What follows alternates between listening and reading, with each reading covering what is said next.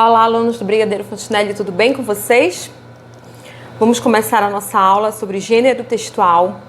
Esse gênero textual, ele é muito mais conhecido de vocês, com certeza, eu acho que vocês conhecem muito mais do que eu mesma, porque ele está muito mais relacionado com a geração de vocês. Vamos começar então? Vamos lá. O avanço tecnológico, ele trouxe diversas novidades, não apenas para os meios de comunicação, mas também para a linguagem. Sabemos que os gêneros textuais são incontáveis e adaptáveis a diversas realidades e situações comunicacionais. Sabemos também que eles podem ser definidos graças a um conjunto de elementos fixos, embora sejam mais flexíveis do que os tipos textuais. A verdade é que a comunicação na internet acabou criando novos gêneros e alterando outros, comprovando que eles estão a serviço dos falantes, de todos nós, né? E as nossas necessidades, a necessidade desse tempo, de agora, né? Se antes enviávamos cartas, hoje enviamos e-mail, que nada mais é do que uma adaptação virtual que dispensa o papel e a caneta. Se em um passado não muito distante enviávamos mensagens de celular, hoje utilizamos as redes sociais para deixar um recado ou outro para os nossos amigos. Não é isso? É importante observar que, embora os meios tenham sido modernizados, a estrutura da comunicação e a forma com a qual nos expressamos, elas continuam seguindo parâmetros que estabelecem uma relação dialógica com formas textuais pré-existentes. Mesmo nas redes sociais, somos capazes de adequar os níveis de fala de acordo com a nossa necessidade, com a necessidade do interlocutor. Tudo bem? Algumas das principais características desse gênero: a produção de textos mais curtos, os textos eles são muito mais curtos e diretos também. O diálogo entre os elementos verbais e audiovisuais e a presença de hipertextos. As abreviaturas e a linguagem interativa também são características marcantes dos gêneros digitais. Frente às diferentes situações comunicacionais, as novas mídias e as novas inovações na rotina impostas pelo uso da internet, surgiram gêneros textuais adaptados a essa nova realidade. Nós vamos ver alguns exemplos agora.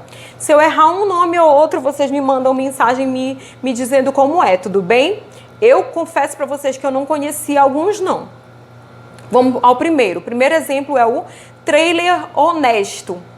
Assim como o trailer convencional é um videoclipe criado para anunciar um filme, no entanto, é geralmente produzido por leigos ou fãs de cinema e não pela indústria, o que faz com que os aspectos negativos prevaleçam nesses comentários e nas cenas, porque eles são feitos pelos fãs, né, minha gente? A maioria. O e-zine, se eu estiver falando errado, vocês vão me corrigindo. É um fanzine com características de uma revista temática e periódica, porém distribuído pelos meios digitais, como e-mail ou pela publicação em um site ou um canal de vídeos. O gameplay, vídeo que mostra um ou mais jogadores interagindo com um determinado game. Ele explora todas as possibilidades do jogo e, em geral, traz orientações aos iniciantes. Esse aí eu até conhecia porque as minhas filhas jogam esses aí também. Elas assistem, né? Para aprender. O quarto exemplo, o detonado, é uma variação do gameplay. Nesse caso, o vídeo ele mostra um passo a passo que ensina a vencer cada uma das etapas do jogo, geralmente com legendas de texto ou textos e imagens, para ir ensinando as pessoas que querem ir lá olhar, para ir passando as fases, certo?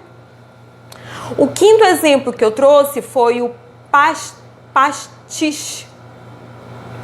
Caracteriza-se como um texto literário escrito conforme o estilo de outro escritor consagrado, porém, a função não é criticar o original, justamente o que diferencia o gênero da paródia. Um exemplo é o livro Amor de Capitu, de Fernando Sabino, em que a história do clássico de Machado de Assis, Dom Casmurro, é recontada do ponto de vista da personagem Capitu. Tudo bem? O sexto exemplo é o cyberpoema, que são os poemas construídos em um meio digital que suporta animações e permite, em muitos casos, a interação com a produção do autor e até a criação de novos textos.